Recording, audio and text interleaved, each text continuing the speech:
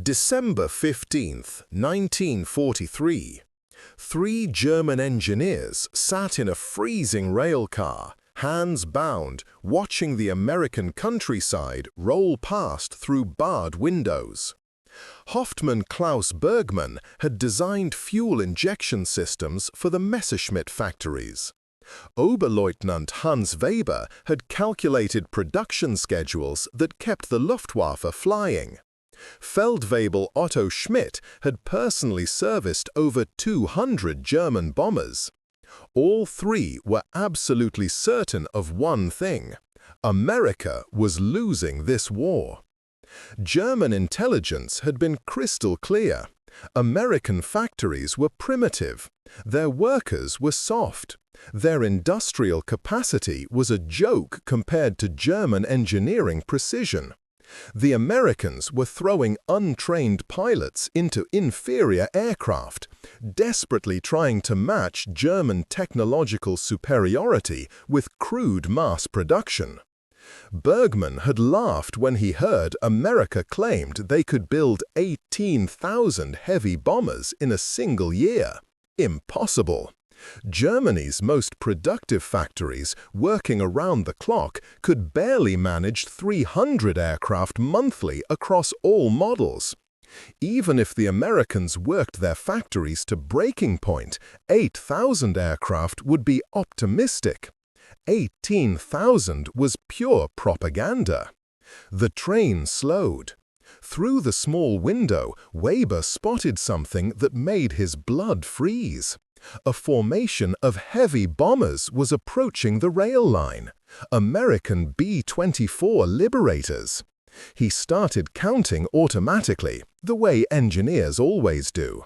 1, 5, 12, 23, 37, 49. His counting stopped. His mouth went dry. 53 heavy bombers in perfect formation. More aircraft in a single group than his entire airbase had ever possessed. Flying like this was routine, like they had bombers to spare. But that was just the beginning. Schmidt pressed his face to the glass and whispered something that would haunt all three men. If they can put 50 bombers in one formation, how many do they actually have? At the POW camp, they were processed by guards wearing uniforms that looked different. The fabric was thick, well made. The boots were new leather, not the cardboard and cloth substitutes German soldiers had been using for months. These guards looked well fed.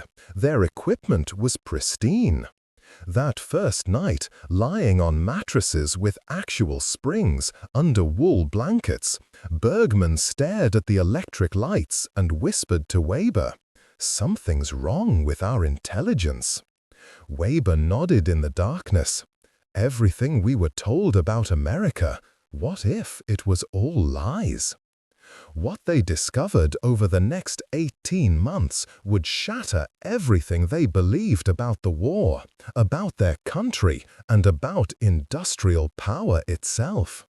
Because the truth about American production wasn't just different from what German intelligence reported, it was so far beyond German comprehension that when these three engineers finally calculated the real numbers, they realized they hadn't been fighting a war. They'd been trying to stop an avalanche with their bare hands. Before we jump back in, tell us where you're tuning in from. And if this story touches you, make sure you're subscribed, because tomorrow I've saved something extra special for you. December 15th, 1943. The cold bit through Klaus Bergmann's worn flight jacket as he pressed his face against the small train window. Ice crystals had formed on the glass during the 3-day journey from the holding camp in New York. Outside, America rolled past in endless white fields and dark forests. He had never seen so much empty land in his life. Bergmann was 32 years old and had spent 8 years designing fuel systems for German aircraft. His hands were stained permanently black from engine oil and metal filings. Before the war, he had been proud of those stains. They marked him as one of Germany's finest engineers. Now, with his hands bound by rope, the stains just reminded him of everything he had lost. Sitting across from him, Hans Weber stared at his own reflection in the window. Weber was younger, only 26, but his blonde hair was already going grey at the temples. He had worked at the Messerschmitt factory since 1939, calculating how many aircraft they could build each month. The numbers had been getting worse for 2 years. In 1941, they built 300 fighters each month. By 1943, they were lucky to finish 200. The materials were running out. The workers were exhausted. The bombing raids kept destroying their progress. The third prisoner was Otto Schmidt, a heavy-set man with thick fingers and permanent grease under his fingernails. Schmidt was 45 and had fixed more German bombers than any mechanic in the Luftwaffe. He knew every bolt, wire and rivet in a Heinkel or Dornier. He could rebuild an engine in 4 hours and get a damaged plane back in the air by sunset. But even Schmidt's magic could not fix what was wrong with German aircraft production. The train wheels clicked steadily on the tracks. Click, click, click, click, click, click. The sound had been driving them crazy for 3 days. American guards sat at both ends of their car, rifles across their laps. The guards looked well-fed and warm in their thick coats. Their boots were real leather, not the cardboard and cloth that German soldiers had been wearing for months. Bergmann had been shot down over France 6 weeks ago. His Messerschmitt had been hit by American fighters during a reconnaissance mission. He had parachuted into a field and been captured by French resistance fighters, who handed him over to American forces. The Americans had been surprisingly polite. They gave him food, medical care, and clean clothes before shipping him to a holding camp in England, then across the Atlantic Ocean to America. During the ocean crossing, he had talked with other German prisoners. They all agreed that America was losing the war. The evidence was clear. American aircraft were simple and crude compared to German engineering. Their pilots needed more training. Their factories were inefficient. German intelligence reports said American workers were lazy and their production was falling behind. Weber had laughed when he heard American propaganda claiming they could build 18,000 heavy bombers in 1 year. Impossible! The best German factories, working day and night shifts, could barely manage 300 aircraft per month across all types. Even if Americans worked their people to death, 8,000 aircraft would be wildly optimistic. 18,000 was pure fantasy. Schmidt had agreed. He had seen German production firsthand. Every aircraft took thousands of man-hours to build. The Americans talked about mass production like they were making automobiles, but aircraft were not automobiles. Each plane required precision engineering, careful assembly, and skilled workers. You could not just throw them together on an assembly line. The German prisoners had spent the ocean voyage discussing American weaknesses. Their industrial cities were far from the fighting, so Americans didn't understand real war. Their workers had never been bombed or gone hungry. They didn't have the motivation that came from defending the homeland. Most importantly, they lacked German engineering skill and efficiency. But now, looking through the train window, Bergmann felt his first doubt. The American countryside was huge. They had been traveling for 3 days and still had not reached their destination. In Germany, you could cross the entire country in less time. And the land looked rich. Even in winter, he could see well-built farms, solid bridges, and towns that showed no signs of war damage. The train began to slow. Weber looked up from his own thoughts and peered out the window. They were approaching a small city with several large buildings and what looked like an airfield in the distance. Smoke rose from dozens of chimneys, and electric lights were visible even in the afternoon gloom. Then Schmidt grabbed Bergman's arm and pointed at the sky. A formation of aircraft was approaching from the west. American B-24 Liberators flying in perfect formation about 2,000 feet above the ground. Schmidt automatically began counting the way mechanics always do when they see aircraft. 1, 2, 3, 4, 5 in the lead group. Behind them, another group of 5, then another, and another. Schmidt kept counting as the formation passed directly overhead. 10, 15, 20, 25, 30. More bombers kept coming. 40, 45, 50. Schmidt's voice dropped to a whisper as he reached 53 heavy bombers in a single formation. Bergman stared up through the window. 53 B-24s flying together like this was routine training. His entire airbase had never possessed more than 30 aircraft at one time, including fighters, bombers, and transport planes. Here was a single American formation with more heavy bombers than most German air bases had ever seen. Weber was doing calculations in his head. Each B-24 required approximately 18,000 man-hours to build. 53 aircraft meant nearly 1 million man-hours of work flying overhead in a single formation. If Americans could put together formations like this for routine training flights, how many bombers did they actually have? The train lurched to a small station platform.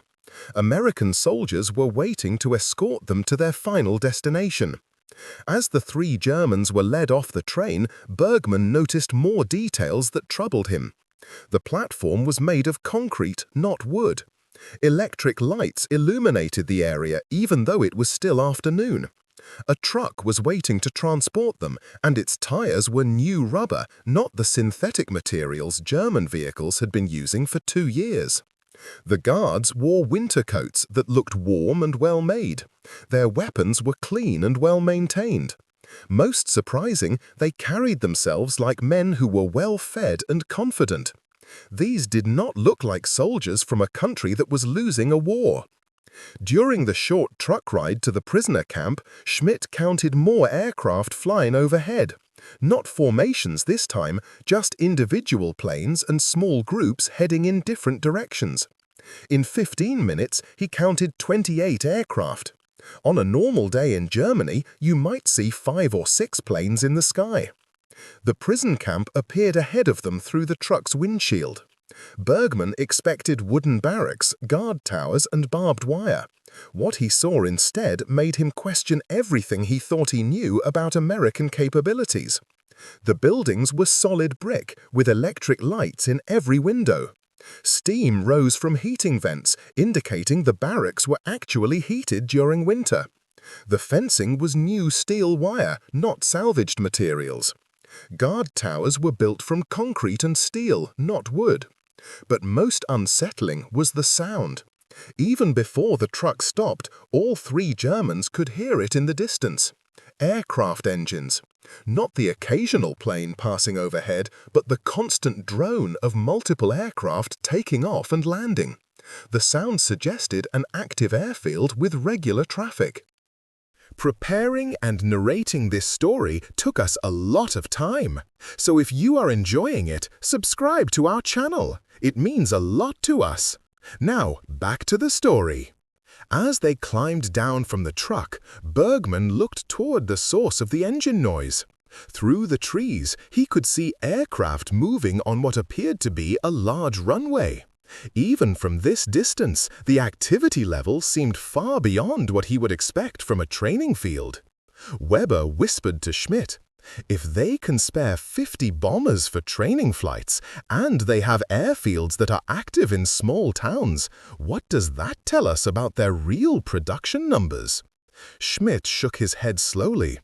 "Everything we were told about American weakness. What if it was all wrong?" The American camp commander was waiting to process them. He was a middle-aged man with gray hair and the comfortable bearing of someone who had never missed a meal. His uniform was perfectly pressed, his boots were polished leather, and he wore a heavy winter coat that looked expensive. As they were led toward the processing building, another formation of aircraft passed overhead.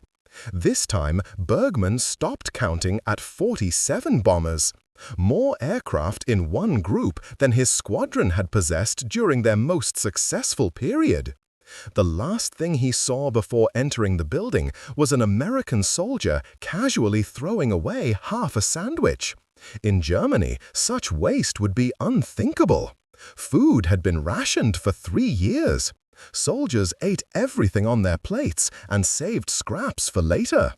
But this American guard had thrown away good food like it meant nothing, like there was always more where that came from, like abundance was so normal that waste did not matter.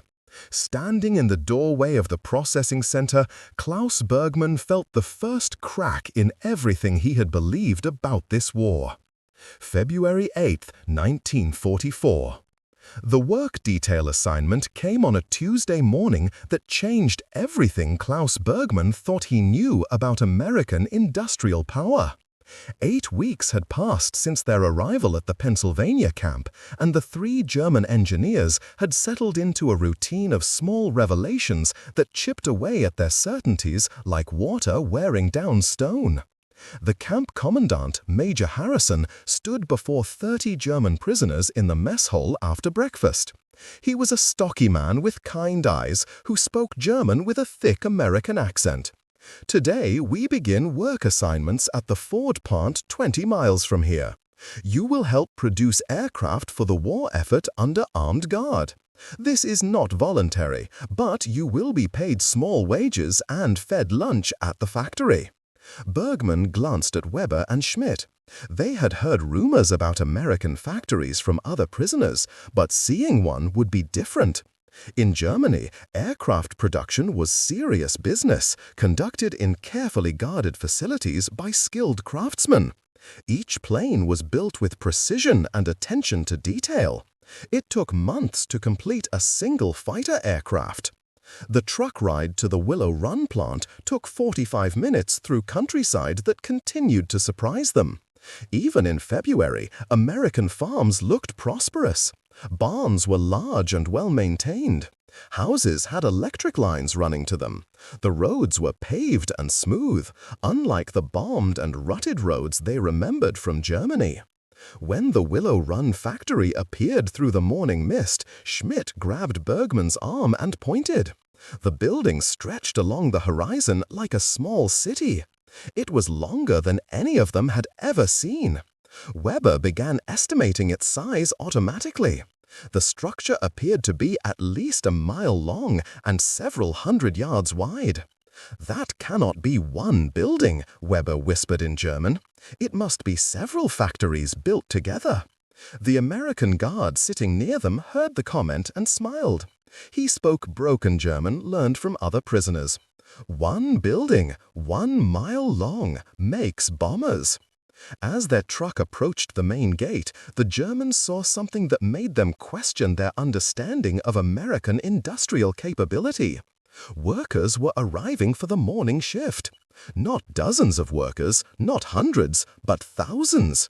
An endless stream of men and women walking through the factory gates, carrying lunch pails and wearing heavy coats against the cold. Bergman had worked at the Messerschmitt plant, which employed about 800 people total. The stream of workers entering Willow Run looked like 10 times that number, and they were still coming. Cars and buses continued to arrive, dropping off more workers. The parking area stretched for acres, filled with automobiles that most German families could never afford. Inside the factory gates, the noise hit them first. It was not the careful, measured sounds of German aircraft production, where each hammer blow and rivet was placed with precision. This was the roar of mass production on a scale none of them had imagined possible. Conveyor belts, power tools, and machinery created a symphony of industrial power that seemed to shake the ground. An American supervisor named Johnson met their group of prisoners. He was a thin man with oil-stained hands and a friendly manner. Through an interpreter, he explained that they would be working on sub-assembly tasks under careful supervision. "We build one complete B-24 Liberator every 63 minutes, Johnson said. 24 hours a day, 7 days a week. Weber did quick mental calculations.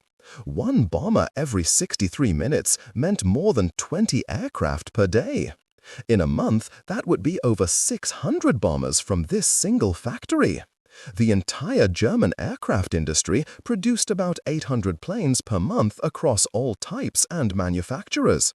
Schmidt was staring at the assembly line that stretched into the distance. B-24 fuselages moved slowly along the line while workers added components at each station. The organization was unlike anything he had seen. In German factories, aircraft were built in bays where teams of skilled workers completed entire sections. Here, each worker performed one specific task over and over as the planes moved past them. "How many workers?" Schmidt asked the interpreter. Johnson heard the question and answered proudly. 42,000 people work here, 3 shifts around the clock. 42,000 workers? The number was impossible to comprehend. The entire city where Bergman grew up had only 30,000 residents. This single factory employed more people than lived in most German towns. During their first morning on the assembly line, the Germans were assigned simple tasks like installing brackets and tightening bolts. The work was not difficult, but the scale was overwhelming. Every few minutes, another B-24 fuselage moved past their station. Each one was identical to the last, built from precisely measured components that fit together perfectly. Weber noticed the materials first. Aluminum sheeting was stacked like lumber in vast quantities. Rubber components were used liberally, not carefully rationed like in German factories. Steel bolts, copper wire, and other materials that had been scarce in Germany for 2 years were piled everywhere in abundance. At 10:30, a bell rang and the production line stopped for 15 minutes. "Break time," the supervisor explained. Workers walked to a large room filled with tables and chairs. Some read newspapers, others played cards, many just talked and relaxed. Then the Coca-Cola truck arrived. Bergman watched in amazement as workers lined up to buy bottles of Coca-Cola from a vendor who drove right into the factory. In Germany, Coca-Cola had been unavailable since 1940. Here, American workers were drinking it casually during their break like it was ordinary refreshment. Schmidt counted 12 workers buying Coca-Cola in just the few minutes he watched. Each bottle cost 5 cents, which seemed expensive, but the workers paid without hesitation.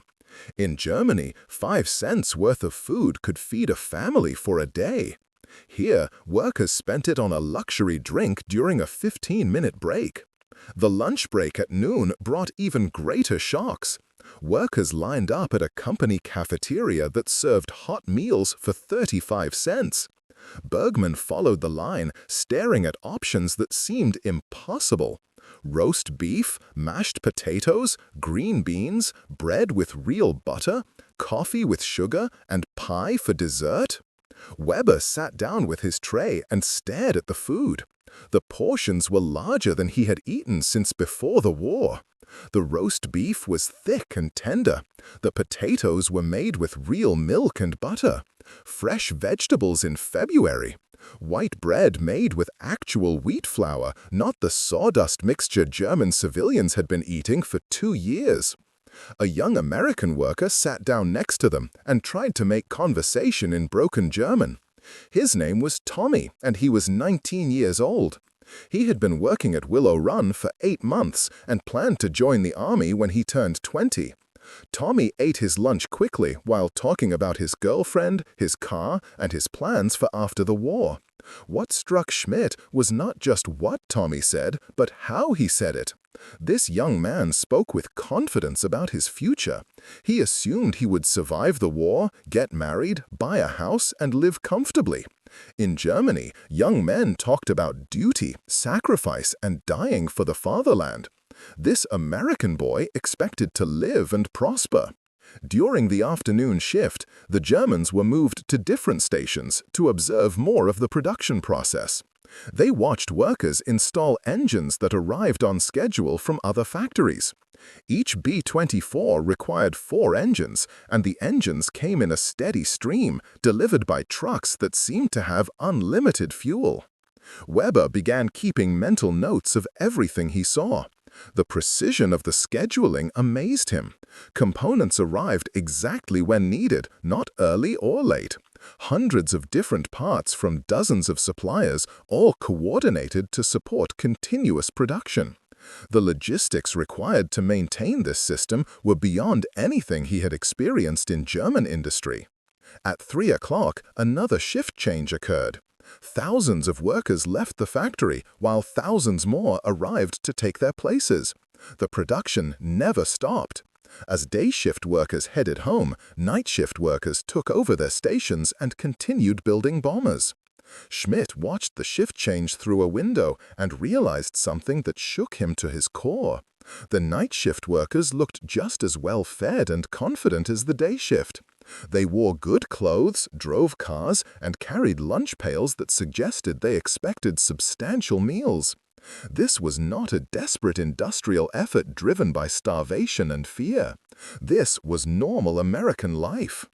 On the truck ride back to the camp, the 3 Germans sat in silence, each lost in his own thoughts. They had witnessed something that contradicted everything they had been told about American industrial weakness. This single factory was producing more aircraft per month than the entire German aircraft industry. And this was just one factory in one American city. Weber finally spoke as they neared the camp. If they can do this here, how many other factories like this exist? Bergman stared out the truck window at the comfortable American countryside. We were told America was weak and dependent on others. But if they can spare resources like this for factory workers, if they can build aircraft like automobiles, what does that mean for everything we believed about this war? Schmidt shook his head slowly. The sound of B-24 engines could be heard in the distance, a constant reminder of American production capacity that never seemed to sleep. November 23, 1944. The invitation came on a cold Thursday morning when Klaus Bergman had almost convinced himself that working at the Willow Run factory was just another strange dream in a war full of impossible things. Major Harrison stood before the German prisoners during their morning assembly, holding a piece of paper that would shatter the last fragments of everything they thought they knew about America. "Tomorrow is Thanksgiving, an American holiday when we give thanks for our blessings," Harrison said in his careful German. "I am inviting the senior prisoners to observe our dinner preparations and join us for the meal. This includes Hauptmann Bergmann, Oberleutnant Weber, and Feldwebel Schmidt." Bergman glanced at his 2 friends. In 9 months of captivity, they had seen many things that troubled their understanding of American capabilities. But this felt different. An invitation to share a meal with their captives suggested either unusual cruelty or something else entirely. That evening, Bergman sat on his bunk and wrote in the small notebook he had been keeping since February. The notebook was a gift from an American guard who had noticed his interest in recording observations. In Germany, prisoners were not given writing materials. Here, the guard seemed to encourage it. "Day 314 in captivity," he wrote. "Tomorrow we will eat with the Americans. I do not know what to expect, but I suspect it will be like everything else here, larger and more abundant than anything we could have imagined." The next morning brought the smells that would haunt Bergman for the rest of his life. Walking toward the mess hall at 8 o'clock, the 3 Germans could smell roasting meat, baking bread, and spices they had not encountered since before the war. The kitchen had been working since 4 in the morning, and the aromas filled the entire camp. Inside the mess hall, they found American soldiers and staff preparing for a feast that defied belief. Long tables were being set with white tablecloths, real plates instead of metal trays, and cloth napkins. The preparations looked more elaborate than Christmas dinner at Bergman's family home in better times. Sergeant Williams, the head cook, was a large black man from Georgia who spoke no German but communicated through gestures and the international language of food. He led them into the kitchen where the real shock awaited them. 12 turkeys were roasting in massive ovens, each bird weighing at least 20 pounds. Weber did quick calculations in his head. 12 turkeys meant nearly 240 pounds of meat for a single meal. That was more protein than his entire neighborhood in Munich had seen in the past 6 months. But the turkeys were only the beginning. Potatoes filled 3 large containers, each one big enough to feed 50 people. Fresh cranberries had been cooked into sauce that filled bowls by the dozen. Pumpkins had been transformed into pies that covered 2 entire tables. Bread loaves were stacked like firewood, still warm from the ovens. Schmidt stood in the kitchen doorway, unable to move. As a mechanic who had worked with his hands his entire life, he understood the value of materials and resources. What he was seeing represented more food than his entire air base had received for special occasions during the best years of the war. Williams noticed Schmidt's expression and gestured toward the refrigeration units. Inside the cold storage room, more food was waiting. Vegetables that were fresh and green in November. Dairy products in quantities that seemed impossible. Cases of canned goods stacked to the ceiling. This was not a special meal requiring months of saving and sacrifice. This was normal American abundance, applied to a single holiday. The American camp commander, Major Harrison, found them standing speechless in the kitchen and smiled. "Wait until you see the final preparations," he said in German. "We are expecting 200 people for dinner today. Guards, administrative staff, some local civilians who work with the camp, and our guests." 200 people! Weber realized they were preparing to feed 200 people a meal that would have been impossible to provide for 20 people in Germany. The scale of abundance was beyond comprehension. But what troubled him more was how routine it seemed to the Americans. Nobody was treating this as an extraordinary effort requiring special authorization or unusual resources. At noon, the German prisoners were given seats at the main table alongside American officers and civilian staff. The meal began with Major Harrison saying a brief prayer of thanksgiving for their blessings and for the hope that the war would end soon with peace for all nations. When the food began arriving at the table, Bergman felt something break inside his chest. Not hunger, though he was certainly hungry. Not gratitude, though he was grateful for kindness from his captors. What broke was his faith in everything he had been told about this war. The turkey was tender and perfectly seasoned. The mashed potatoes were made with real butter and milk. Fresh vegetables accompanied the meat, along with stuffing that contained more bread than most German families saw in a week. Cranberry sauce provided sweetness that had been missing from German diets for 3 years. But it was the waste that finally destroyed Weber's remaining illusions. Americans at the table took large portions, ate until they were satisfied, and left food on their plates. Good food, perfectly prepared, was being thrown away because people were too full to finish it. In Germany, such waste would be considered a crime against the community. An American civilian named Robert sat across from them, trying to make conversation in broken German. Robert worked as an engineer at a nearby steel mill and had been invited because his son was fighting in Europe. He spoke casually about rationing in America, complaining mildly about restrictions on sugar and coffee. Weber listened to Robert's complaints and felt dizzy. American rationing meant slightly less sugar in their coffee and occasional shortages of beef. German rationing meant families eating turnips for months and children growing weak from hunger. What Americans called hardship would have seemed like prosperity to most German civilians. After the main course, dessert arrived. Pumpkin pie, apple pie, and chocolate cake. Real chocolate, not the substitute made from carob that Germans had been eating since 1942. Schmidt took one bite of chocolate cake and closed his eyes, remembering the taste of abundance from before the war. Following dinner, Major Harrison led them to his office, where maps of Europe covered one wall. He poured coffee from a pot that seemed to have unlimited refills, and offered them real cigarettes, not the grass and sawdust mixture German soldiers had been smoking. "I want to show you something," Harrison said, pointing to a map of the United States. "This camp represents a tiny fraction of American war production. We have camps like this in 46 states. We have factories like Willow Run in dozens of cities. What you have seen here is normal, not exceptional." He showed them statistics that he had been authorized to share with prisoners. American steel production in 1943 was 89 million tons.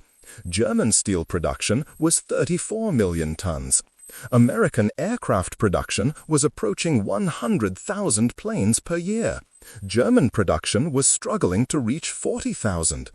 Weber stared at the numbers and felt the last of his certainties crumble.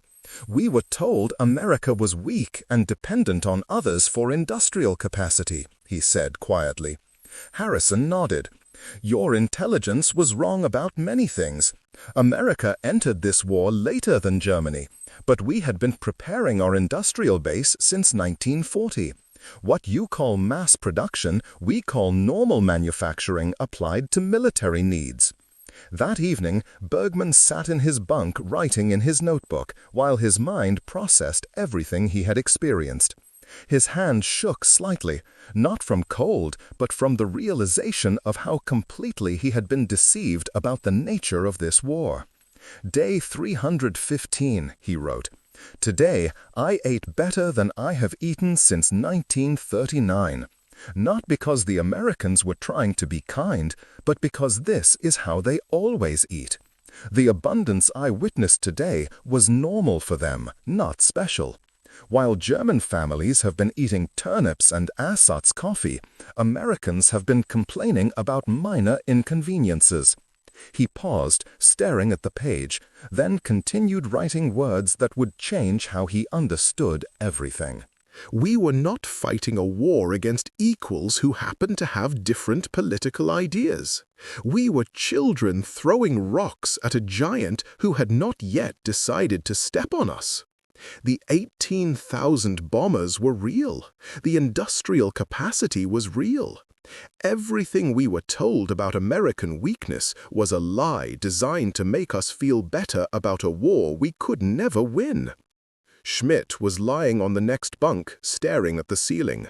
"Klaus," he whispered in German, "if they can spare this much food for prisoners, if they can build aircraft like automobiles, if their rationing means less sugar in coffee while ours means children starving, what does this tell us about German leadership?" Weber answered from across the room. "It tells us that our leaders either knew we could never win this war and sent us to die anyway, or they were so ignorant of American capabilities that they led us into a battle we never understood." Bergman closed his notebook and tried to sleep, but his mind kept returning to the chocolate cake and the waste he had witnessed. Not waste born of cruelty, but waste born of abundance so complete that Americans could afford to throw away food that would have been treasured in Germany. Outside their barracks, the sound of aircraft engines continued through the night. American bombers taking off for missions that would carry them to targets across Europe. Bombers built by workers who ate chocolate cake and drank Coca-Cola during their breaks. Bombers that represented just a tiny fraction of industrial capacity that dwarfed anything Germany had ever possessed. For the first time since his capture, Klaus Bergmann understood that Germany had not just lost this war. Germany had never really been fighting it. July 12, 1946. The train wheezed to a stop at Munich's main station with a sound like an old man dying. Klaus Bergmann pressed his face against the cracked window and stared at what remained of the city where he had learned to be an engineer. 2.5 years in American captivity had not prepared him for this moment of return to a Germany that looked like the surface of the moon. Where the Messerschmitt factory had once stood, only twisted metal and broken concrete remained. The apartment building where Weber's family had lived was a pile of rubble with weeds growing through the debris. Streets that Bergmann remembered as busy and prosperous were now paths between ruins, filled with people who looked like walking skeletons wearing clothes made from potato sacks and old curtains. The three men climbed down from the train, carrying canvas bags filled with American surplus. Canned food, soap, warm clothing, and technical manuals that sympathetic guards had given them during their final weeks at the Pennsylvania camp. Their own appearance marked them as different from the other passengers. 2 years of American food had kept them healthy while Germany starved. Their clothes, though worn, were still better than anything available in the ruins around them. Weber stood on the platform looking around desperately for familiar landmarks. Nothing remained of the Munich he remembered. The train station itself was partially destroyed, with temporary repairs made from salvaged materials. Signs were posted in German and English indicating American occupation forces controlled the city. An old woman approached them, staring at their relatively good clothes and healthy appearance. "You were prisoners?" she asked, in a voice cracked by hunger and exhaustion. Schmidt nodded. "In America, we just returned." The woman's eyes filled with tears. "My son was captured in North Africa. We have heard nothing for 3 years. Was he fed? Was he treated well?" Bergmann looked at this woman who weighed perhaps 90 pounds and whose coat was held together with string. He thought of the Thanksgiving dinner, the chocolate cake, the waste he had witnessed. "Yes," he said quietly, "American prisoners were fed well." The woman smiled for the first time in what looked like years. "Thank God, at least someone's children survived this war properly." As they walked through the destroyed streets toward what remained of their old neighborhood, the three men said nothing. The contrast between American abundance and German devastation was so complete that words seemed inadequate. Children played in bomb craters, using pieces of shrapnel as toys. Women lined up at water pumps because the city's water system had been destroyed. Men with missing limbs sat on piles of rubble, staring at nothing. Bergmann's family farm was 15 kilometers outside Munich. The walk took 4 hours because the roads were damaged and they had to detour around areas that were still dangerous with unexploded bombs. When they finally reached the farm, Bergmann saw his wife Maria hanging laundry on a line, strung between 2 apple trees. She was thin, much thinner than when he had left for the war.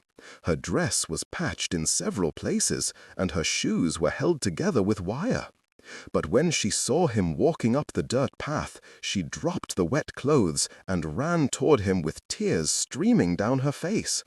"Klaus, Klaus, we thought you were dead. No letters came for 18 months. She threw her arms around him and held him tight, then stepped back to look at him. "You look healthy. You look fed. How is this possible?"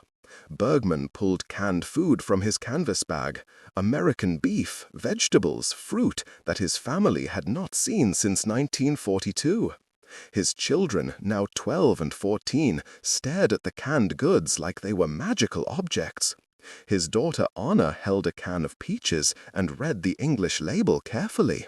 "Real fruit," she whispered, "in sugar syrup." That evening, the family gathered around their small table for the best meal they'd shared in 3 years. Maria had prepared the American canned beef with potatoes from their garden and bread made from flour Bergman had brought from the camp. As they ate, he tried to explain what he had seen in America, but the words felt inadequate. They have factories that employ 40,000 workers. They build aircraft like we used to build bicycles. Their prison food was better than what German officers ate during the best years of the war. His son Peter, now 14 and old enough to understand, asked the question that would haunt them all. If America was so powerful, why did our leaders tell us we could win this war? Bergman had no answer that made sense. Over the following weeks, as he tried to rebuild his life in destroyed Germany, that question grew larger and more troubling. Weber had returned to find his family living in a refugee camp outside Munich. His wife and children had survived the bombing, but their home was gone, and his father had died during the winter of 1944 when heating fuel ran out. Weber found work with the American occupation forces, helping to design new industrial processes for German recovery.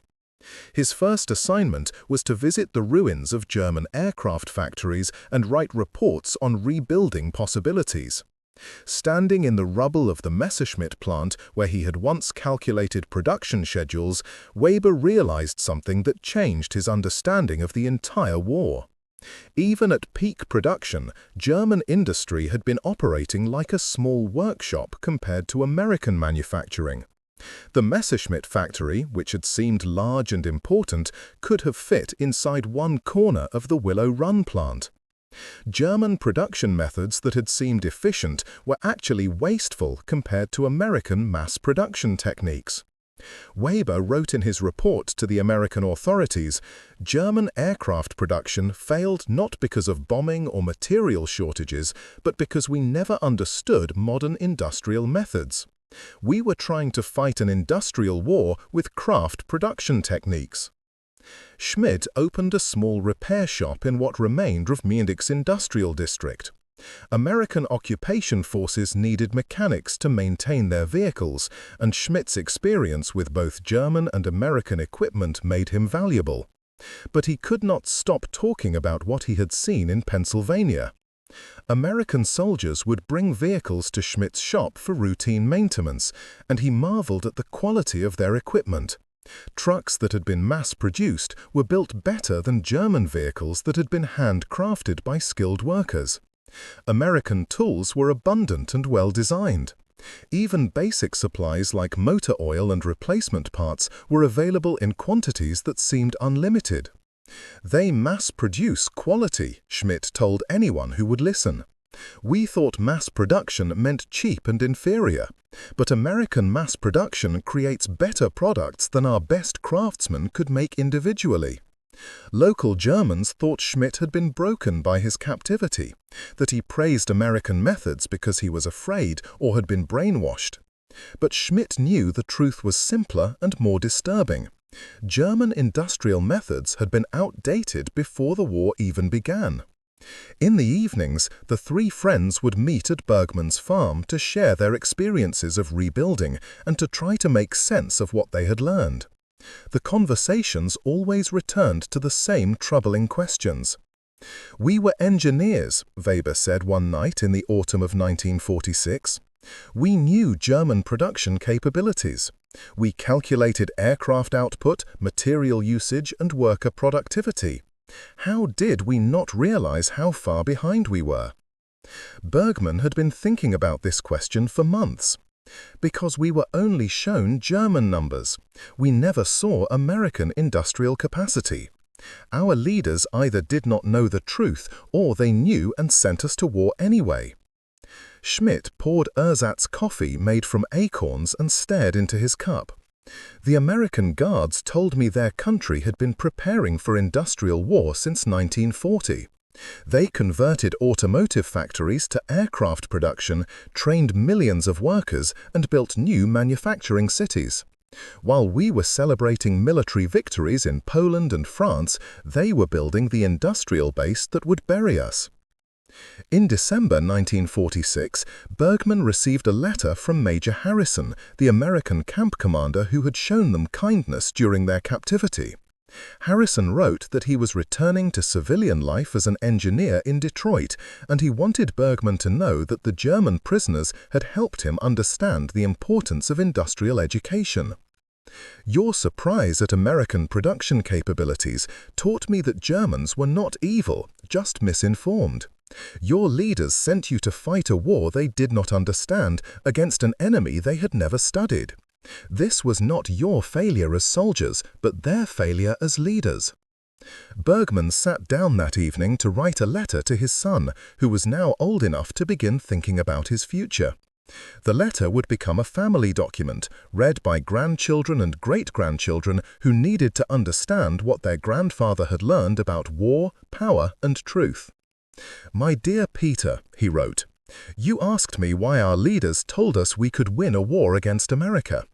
After 18 months of captivity and 6 months of rebuilding our country, I believe I understand the answer. We were not fighting a war of soldiers against soldiers or even of nations against nations. We were fighting a war of ideas about how modern industrial societies should function. American democracy had created industrial abundance that our leaders could not imagine and did not want to acknowledge.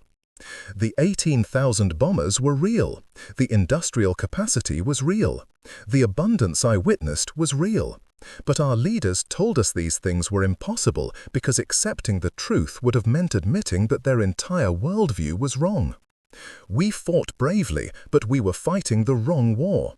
While we tried to conquer territory and defeat armies, America was demonstrating that free societies could outproduce, outbuild, and out-innovate any system based on force and control." Bergman finished the letter and walked outside to look at the stars. In the distance, he could hear American transport planes flying overhead carrying supplies to Berlin during the blockade crisis. Even in peacetime, American industrial capacity continued to amaze him. The real lesson of his captivity was not about winning or losing battles, but about understanding power in the modern world. Industrial capacity, technological innovation, and economic abundance had become more important than military courage or territorial conquest. Standing in his devastated homeland, Klaus Bergman finally understood what they had really been fighting against. Not just American soldiers or weapons, but an entire system of organizing human effort that could turn industrial abundance into military victory while keeping his own people fed, healthy, and hopeful about the future. That realization would shape how he raised his children and how Germany would rebuild itself in the decades to come. Up next, you've got 2 more standout stories right on your screen. If this one hits the mark, you won't want to pass these up. Just click and check them out. And don't forget to subscribe and turn on the notification bell so you don't miss any upload from us.